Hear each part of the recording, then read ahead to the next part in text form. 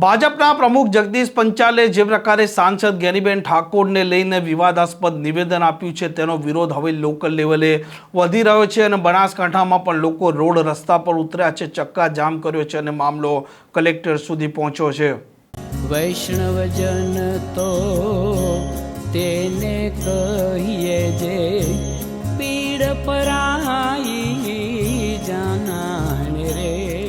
નમસ્કાર, આપ જોઈ રહ્યા છો નવજીવન ન્યૂઝ અને હું છું આપની સાથે તોફિક ગાંચી। ભારતીય જનતા પાર્ટીના પ્રદેશ પ્રમુખ અને ધારાસભ્ય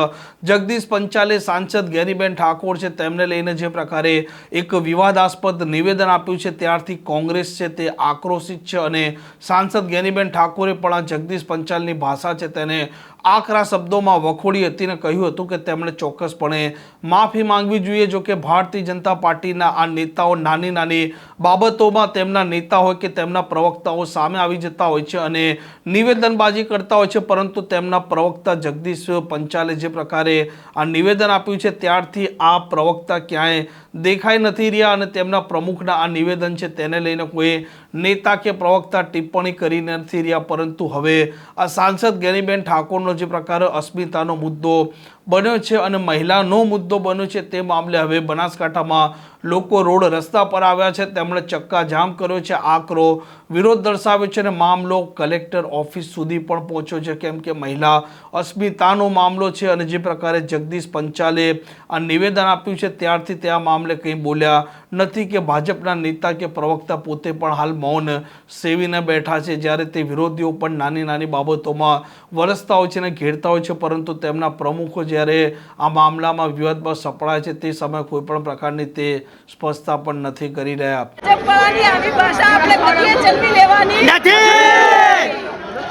આ રીતે મજબૂતાઈથી લડશો તો એમની તાકાત નથી અને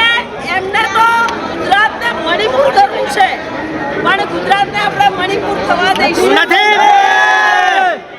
ભૂતકાળમાં એમણે ભાજપના નેતાઓએ આપણી કચ્છની બેન દીકરીઓ માટે મીઠી ખારેક, કાચી ખારેક આવા શબ્દોનું પ્રયોજન કર્યું હતું। કાયમી આ પ્રયોજન કરવા માટે ટેવાયેલા છે। આપણે એમને આપણી તાકાત બતાવી અને એમની ઓકાત બતાવી છે। બનાસની બેન જ્ઞાનીબેન, જ્ઞાનીબેન, જ્ઞાનીબેન तुम आगे हम तुम्हारे साथ हैं, ज्ञानीबेन तुम आगे हम तुम्हारे साथ हैं અને જ્ઞાનીબેન તો પાલવ સલામત છે ને જગદીશ પંચાલ દ્વારા આપણા બનાસકાંઠાબેન સાંસદ જ્ઞાનીબેન ઉપર ટિપ્પણી કરી હતી। આ વિસ્તારમાં મહિલાની એક મર્યાદા સ્ત્રીના ઓઢણા અને સાડીના પલ્લુમાં હોય છે, ત્યારે એક બાજુ ભાજપના લોકો નારી વંદનાની વાતો કરતા હોય અને બીજી બાજુ ભાજપના પ્રદેશ પ્રમુખ જાહેરની અંદર વિજયના વધાર પડતા ઉન્માદમાં બનાસનીબેન ઠાકોર સમાજની આગેવાન, સર્વ સમાજની આગેવાન એવી જ્ઞાનીબેન ઠાકોરની સાડીના પલ્લુનો અભદ્ર ટિપ્પણી કરી છે તેનો અમે વિરોધ કરીએ છીએ અને આજે મોટી સંખ્યામાં આપણે સૌ અહીંયા આવેદનપત્ર આપવા માટે આવ્યા છીએ। જગદીશ વિશ્વકર્મા માફી માંગે જાહેરમાં, ટેલિફોનિક તો ઘણા બધા જોડે કહેવાવે કે ભૂલ થઈ ગઈ છે, પણ ટેલિફોનિકની જાહેરમાં માફી માંગે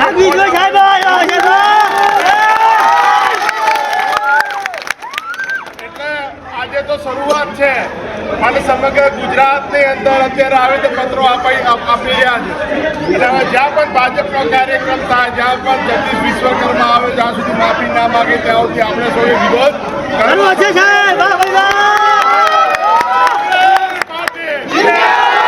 આ પ્રકારના સમાચાર માટે નવજીવન ન્યૂઝ ચેનલ સાથે જોડાયેલા રહો। નમસ્કાર।